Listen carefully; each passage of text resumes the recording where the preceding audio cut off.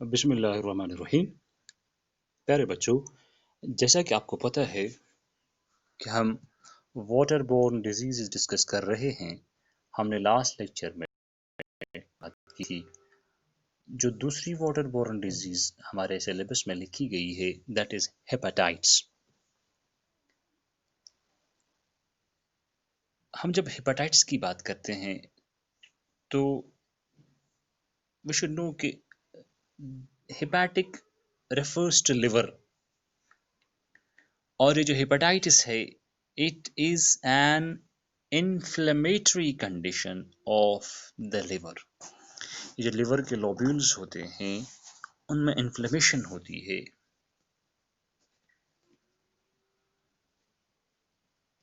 जिसको हम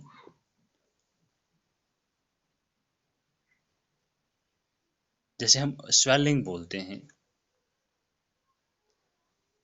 और ये जो इन्फ्लेमेटरी कंडीशन इस लिवर की है it is usually caused by viral infection. That means hepatitis is a viral disease, but there are other possible causes also.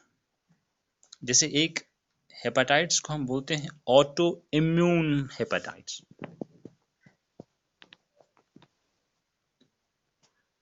Autoimmune hepatitis and hepatitis that occurs as a secondary result of medications की वजह से भी हो सकती है, drugs, toxins या शराब की वजह से भी उसके सेकेंडरी रिजल्ट से हेपेटाइटिस हो सकता है। जैसे मैंने बोला ऑटो इम्यून हेपेटाइटिस, इसका मतलब ये है when body makes antibodies against liver tissue, अपने ही बॉडी अपने ही लिवर टिश्यू के खिलाफ एंटीबॉडीज बनाना शुरू करे, जिससे इन्फ्लेमेशन होती है, लिवर डैमेज होता है। इस हेपेटाइटिस को हम बोलते हैं ऑटो इम्यून हेपेटाइटिस। अगर हम लिवर की बात करेंगे, if we talk about liver, you know, हम जब डाइजेस्ट हैं, when we talk about digestive system, zoology में हम पढ़ते हैं, तो आपको पता होना चाहिए जो लिवर है ये यहाँ होता है, लिवर की जगह ये है। That means this lies on the upper right part of the abdomen. ये जो हमारा एब्डोमेन होता है उसके अपर राइट पार्ट पर होता है liver, and it performs many critical functions that affect metabolism throughout our body. हमारी बॉडी का जो मेटाबॉलिज्म जहाँ कहीं भी होता है उस पर लिवर का बहुत ज़्यादा असर रहता है। जैसे मिसाल के तौर पर I'll tell you, लिवर से बाइल प्रोडक्शन होती है, सुना होगा आपने बाइल प्रोडक्शन, जिसको हम बाइल जूस बोलते हैं। Liver produces bile juice and that is essential for digestion. Number second very important function of liver is that it filters toxins from the body. Filtering of toxins, इससे toxins बाहर निकलते हैं। Filtering of toxins, ये भी liver का बहुत ज़बरदस्त काम है। Besides that, it is said that liver excretes bilirubin, cholesterol, hormones and drugs, or breakdown of carbohydrates, fats and proteins, activation of enzymes. Even it maintains proper levels of glucose in the blood. Red blood cells decompose होती हैं, वही मैंने बोला अभी आपको, जो broken down RBCs होती हैं उनका प्रोडक्ट निकलता है बिलिरुबिन, उसको डिकम्पोज करता है liver. Different types of hormones produce होते हैं। इट प्रोड्यूसेस यूरिया, जो मैन सबस्टेंस होता है यूरिन में। दैट मीन्स लिवर जो है it is a very vital organ in the body, and we say that liver is the largest gland. अगर हम जनरल ग्लैंड्स की बात करें उसमें लिवर सबसे बड़ा ग्लैंड आता है बॉडी में। अब हेपेटाइटिस की हम बात कर रहे हैं, जो वायरल हेपेटाइटिस है, जो मैंने बोला अभी आपसे बात की कि हेपेटाइटिस जो है इट्स अ वायरल डिजीज। इसकी 5 किस्में देखी गई हैं। Viral infection of liver, it includes hepatitis A, B, hepatitis A, hepatitis B, C, hepatitis D and hepatitis E. इसकी ये 4 वायरल इन्फेक्शंस हो सकते हैं। हर एक टाइप के लिए a different virus is responsible. A different virus is responsible for each type of virally transmitted hepatitis. अगर hepatitis A की हम बात करेंगे, if we talk about hepatitis A, hepatitis A is always an acute short term disease. दर्द रहता है बहुत ज्यादा, लेकिन कम देर रहता है। लेकिन हेपेटाइटिस बी, सी और डी जो हैं, they are most likely to become ongoing and chronic. ये बहुत देर तक रहती है ये बीमारियां। सिमिलरली हेपेटाइटिस ई जो है, दैट इज यूजुअली एक्यूट, वो भी शॉर्ट टर्म रहता है। I will repeat, hepatitis A जो है ये एक्यूट है, शॉर्ट लिव्ड है। Hepatitis B, hepatitis C and hepatitis D जो है ये क्रॉनिक हो सकते हैं and they are long lasting, and इनमें बहुत टाइम लगता है इनको ठीक होने में। हेपेटाइटिस ई जो है वो भी एक्यूट है। जहाँ तक हेपेटाइटिस ए की बात है, इस हेपेटाइटिस ए के कॉजिंग एजेंट को हम, इस वायरस को हम बोलते हैं hepatitis A virus, HAV। The virus causing hepatitis A is known as HAV, hepatitis A virus. And this type of disease is most commonly transmitted by consuming food or water that is contaminated by feces from the person infected with hepatitis A. ये जो hepatitis A का virus है, ये फैलता है ऐसी ग़िज़ा खाने से, ऐसा पानी पीने से जो कंटामिनेटेड होता है, जो गंदा होता है बाय फेकल मैटर। उस इंसान का faecal matter who is infected with hepatitis A, जिसको हेपेटाइटिस ए की बीमारी हो, उसके फेकल मैटर में ये हेपेटाइटिस ए प्रेजेंट होता है, और ये जो फेकल मैटर है वहाँ से जो वायरस ट्रांसमिट हो सकता है फूड के ज़रिए से या गंदे पानी के ज़रिए से। हेपेटाइटिस बी जो है, हेपेटाइटिस बी जो है, this is transmitted through contact with infections या infectious body fluids such as blood. अगर ब्लड का इन्फेक्शन हो, वेजिनल सिक्रीशंस और सेमन, जिसमें हेपेटाइटिस बी का वायरस हो, अगर इनके साथ कांटेक्ट आ जाए तो there are lot of chances कि हेपेटाइटिस बी का वायरस जो है ये एक जगह से दूसरी जगह ट्रांसमिट हो सकता है, एक इंसान से दूसरे इंसान को ट्रांसमिट हो सकता है, लग सकती है बीमारी। Similarly this is hepatitis B virus, HBV। Similarly hepatitis C virus की बात करेंगे, HCV, hepatitis C virus, and this is also transmitted by direct contact with infected body fluids। ये भी अगर डायरेक्ट कांटेक्ट आ जाए इन्फेक्टेड बॉडी फ्लूइड्स के साथ, typically through an injection, drug use या सेक्सुअल कांटेक्ट से। हेपेटाइटिस डी की बात अगर हम करेंगे, हेपेटाइटिस डी वायरस जो है, हेपेटाइटिस डी,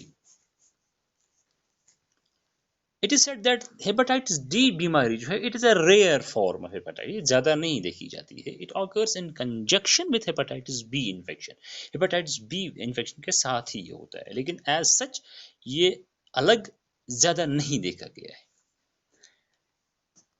हेपेटाइटिस ई जो इसका पांचवा वायरस है, हेपेटाइटिस ई वायरस जो है, first of all I will tell you an important and interesting point regarding hepatitis E. ये जो बीमारी थी, ये जो वायरस था, ये सबसे पहले हमारे कश्मीर के एक बहुत मशहूर एक सपूत डॉक्टर, जिसका नाम है मोहम्मद सुल्तान खुरू, जिसको डॉक्टर खुरू के नाम से बोला जाता है, an eminent gastroenterologist of our valley. He is a doctor of international repute. He is a scientist. उसने इसको डिस्कवर किया कश्मीर वैली में ही 1983 में, इन 1983, या कुछ लिखते हैं 1978 में, उनके किसी रिसर्च आर्टिकल में मैंने शायद देखा, इट इज़ 1978। इसकी डिस्कवरी हुई थी हमारी वैली में, और हमारे एक डॉक्टर साहब मोहम्मद सुल्तान खुरू साहब, जिसको MS खुरू के नाम से जाना जाता है या डॉक्टर खुरू जिसको बोलते हैं, कमरवारी में वो रहते हैं, अमेरिका आते जाते रहते हैं, बाकी कंट्रीज़ का सफ़र भी करते रहते हैं। उन्होंने इसको डिस्कवर किया था। And this is a waterborne disease caused by hepatitis E virus. जो हेपेटाइटिस ई है, ये बीमारी है, ये हेपेटाइटिस ई वायरस से होती है, and this is mainly found in areas जहाँ सैनिटेशन पुअर रहती है, साफ सफाई नहीं होती है, and typically results from ingesting faecal matter that's contaminated.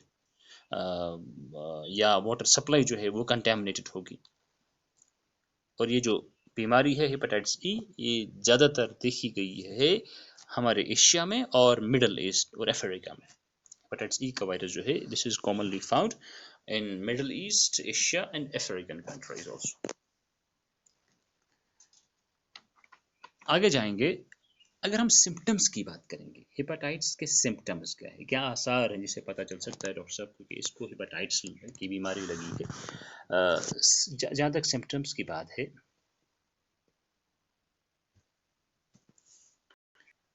जो science and symptoms of acute hepatitis हैं वो बहुत जल्दी जाहिर होते हैं।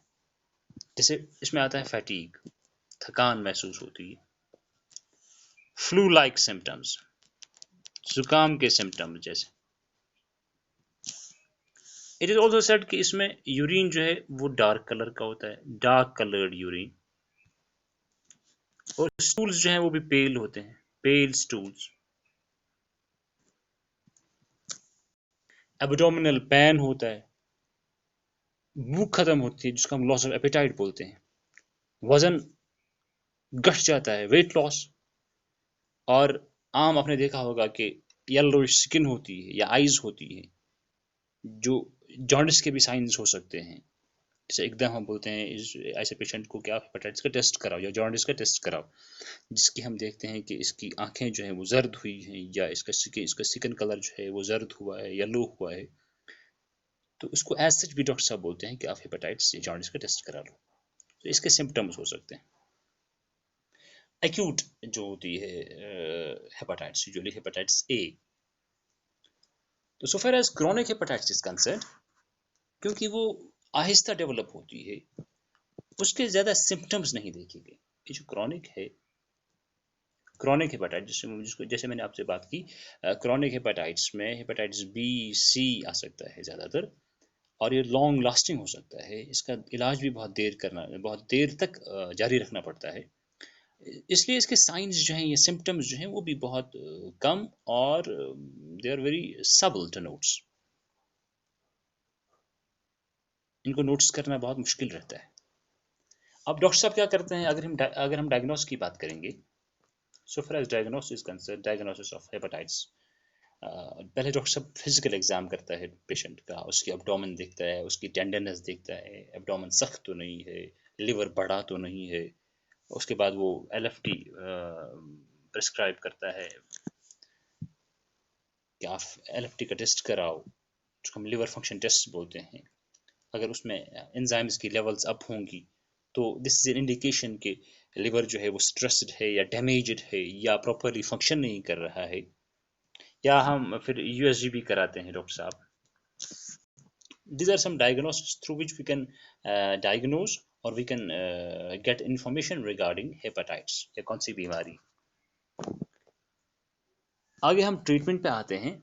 So far as the treatment of hepatitis is concerned, hepatitis A जो है that's usually acute and that usually does not require treatment, क्योंकि वो शॉर्ट टर्म इलनेस है, बहुत कम टाइम रहती है, वो जल्दी खत्म हो जाती है। फिर भी हेपेटाइटिस ए का वैक्सीन जो है वो बच्चों को दिया जाता है। 12 से 18 महीने के बच्चों जो होते हैं, जब वो पैदा होते हैं 12 से 18, उसके बाद 12 से 18 महीने के दरमियान उनको हेपेटाइटिस का वैक्सीन, हेपेटाइटिस ए का वैक्सीन लगाया जाता है। इस तरह से हेपेटाइटिस बी जो है, hepatitis B that is acute and does not require treatment, इसको ट्रीटमेंट की ज़्यादा ज़रूरत नहीं पड़ती है अगर वो जल्दी खत्म हो जाएगी। लेकिन क्रॉनिक जो है उसके लिए एंटीवायरल मेडिकेशंस लेनी पड़ती हैं, जो कॉस्टली भी हो सकती हैं और इसमें कई महीने या कई साल भी लग सकते हैं ठीक होने में। और इसका वैक्सीन भी दिया जाता है आजकल बच्चों को जो भी नए बॉर्न्स होते हैं, न्यू बॉर्न जो बच्चे होते हैं। हेपेटाइटिस सी जो है उसके लिए भी वैक्सीन एंटीवायरल मेडिकेशंस आती है, चाहे क्रॉनिक फॉर्म में हो चाहे एक्यूट फॉर्म में हो। अब हेपेटाइटिस डी की बात हमने बोला ये रेयर है, इसलिए इसका कोई एंटीवायरल मेडिकेशन अभी तक अवेलेबल नहीं है। हाँ, जो हेपेटाइटिस बी का वैक्सीन है वो हेपेटाइटिस डी में भी लगाया जाता है। इसी तरह से हेपेटाइटिस ई की हम बात करेंगे। so far as the treatment is concerned, there is again no medical therapies are available for hepatitis E. हाँ, अगर ये acute है it can resolve of its own, ये जल्दी ख़त्म हो जाती है खुद ब खुद। पेशेंट को प्रिस्क्राइब किया जाता है हेपेटाइटिस ई में कि आप रेस्ट कर लो, आराम करो और ज़्यादा से ज़्यादा फ्लूइड्स ले लो, अच्छी ग़िज़ा ले लो, और जो अल्कोहल है, शराब है, उसको अवॉइड करो। इन चीज़ों से हेपेटाइटिस ई दूर हो सकती है।